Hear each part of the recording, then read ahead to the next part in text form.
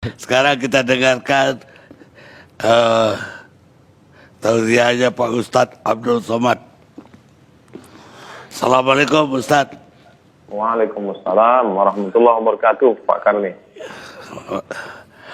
Pak Ustadz udah mendengar tadi apa aja alasan dari masjid-masjid yang masih saja melaksanakan ibadah berjamaah. Mereka juga berkeyakinan bahwa itu lebih bermanfaat dibanding sholat sendirian di rumah. Mungkin perlu penjelasan lebih jauh dari Pak Ustadz Abdul Somad. Bismillahirrahmanirrahim. Assalamualaikum warahmatullahi wabarakatuh. Alhamdulillah, wassalatu wassalamu ala rasulillah wa ala alihi wa sahbihi wa man tabi'ahu wa mawalah. Pak Karni beserta seluruh alim ulama, masyarakat, tak dapat saya sebut satu persatu. Saya menjelaskan secara fikihnya dulu.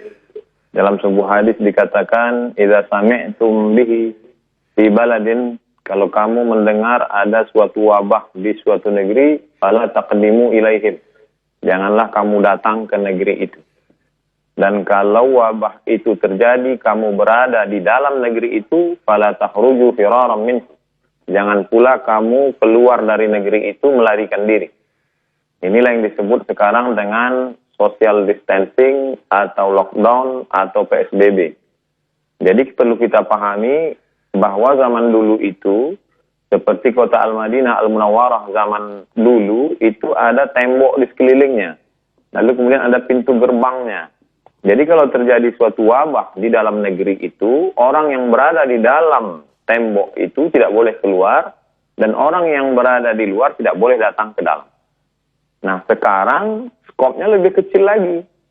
Karena wabah ini tidak hanya di suatu negeri, tapi dia sudah masuk ke dalam rumah. Dan kita tidak tahu rumah siapa yang sudah didatangi virus COVID-19.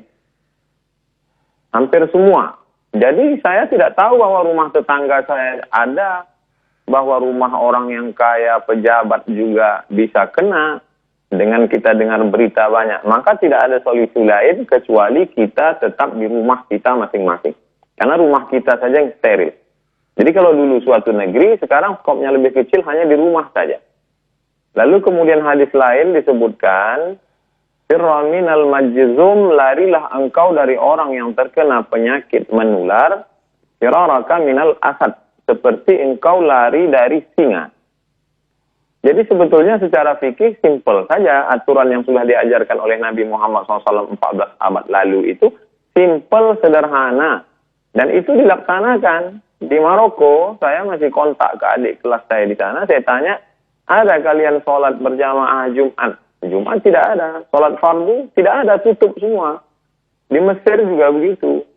Oleh sebab itu, masjid tempat saya ketua masjid, maka saya sampaikan kepada jamaah, masjid tutup, kita sholat di rumah.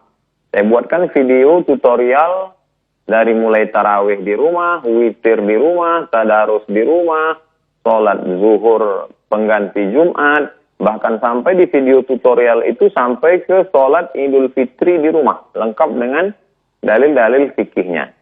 Tapi kan yang jadi masalah, tidak semua ketua masjid didengar oleh jamaahnya. Di beberapa tempat justru ketua masjid itu dikudeta oleh jamaahnya. Jadi dia dipecat jadi ketua masjid. Karena memang masjid itu dibangun oleh jamaah, ustadz-ustadznya diundang oleh jamaah, keuangannya murni jamaah. Maka ketika ada larangan, mereka bisa berkata, ini masjid kami yang bangun semuanya. Maka jadi sebenarnya masalahnya tidak sesimpel sederhana fikih. Tapi di sana ada masalah sosial, di sana ada masalah ekonomi. Jadi ketua masjid hanya bisa melakukan apa yang dia mampu saja. Bahwa di masjid itu saya membagi jamaah masjid itu 3 level. Yang pertama, yang hebat-hebat seperti harimau. Dia makan orang satu, itu setahun dia tidak perlu cari makan lagi. Kenyang setahun. Ini jamaah yang paling hebat. Yang nomor 2, ular sawah. Dia kalau makan kambing 1 kali, sebulan dia tidak perlu cari makan. Ini pun juga selamat. Tapi ada jamaah kita yang ayam kampung. Dia ceker pagi, makan siang, cari siang, makan sore. Maka ini yang kita data. Kita data berapa orang, jamaah yang mampu-mampu tadi kita buka rekening, kita terima bantuan, kita salurkan ke jamaah kita. Tidak kita ajak ke masjid, tapi mereka punya keterikatan emosional dengan masjid. Dulu ketika masa sulit, kamu dibantu oleh masjid. Ketika di PHK tidak ada kerja, sulit makan, maka masjid menolong.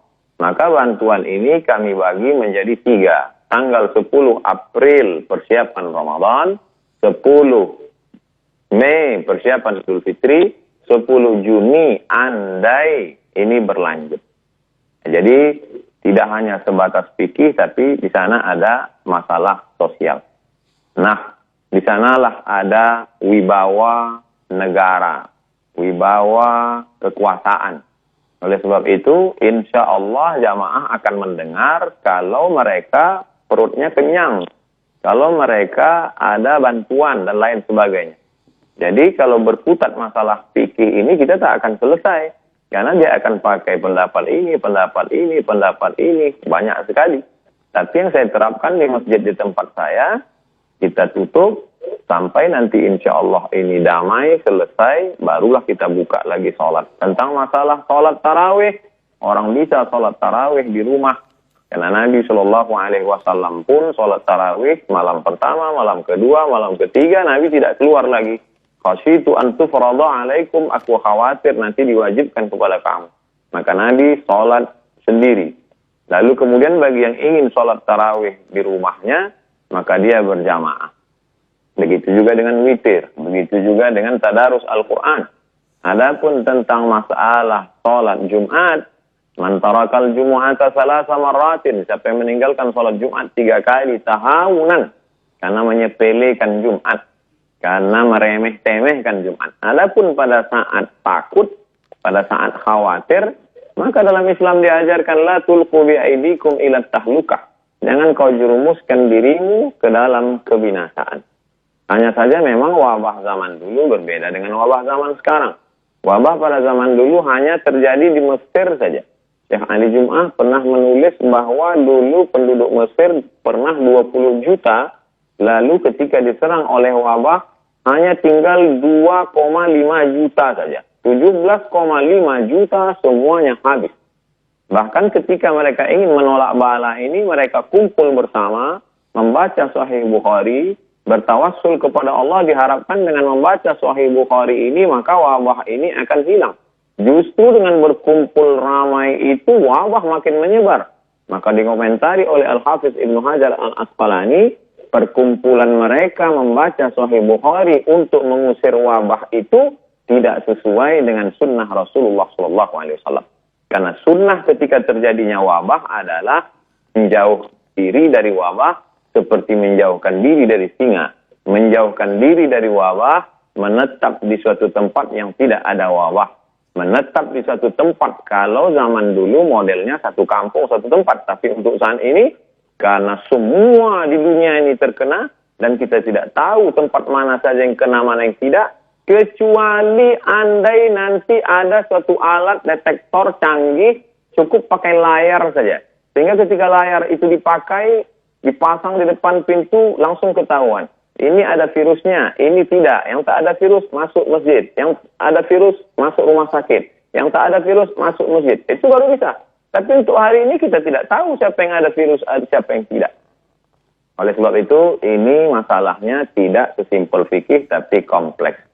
Ada juga kemarahan masyarakat. Mengapa masjid tidak boleh, tapi kenapa mal dibuka? Mengapa masjid tidak boleh, tapi kenapa mereka dapat berita airport tetap masuk?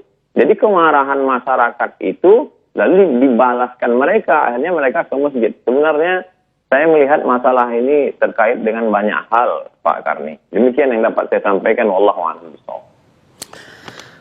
Baik Ustadz, mudah-mudahan walaupun tausiah pendek, tapi mudah-mudahan bermanfaat untuk masyarakat banyak. Amin ya rabbal alamin. Baik yang sekarang masih melaksanakan sholat berjamaah, baik Jumat, Tarawih, ataupun nanti sholat Id, maupun yang sudah tidak melaksanakan, Mudah-mudahan dapat manfaat dari tausiah. Terima kasih Jazakumullah. Makasih Pak. Pak Ustadz sudah bergabung bersama kami.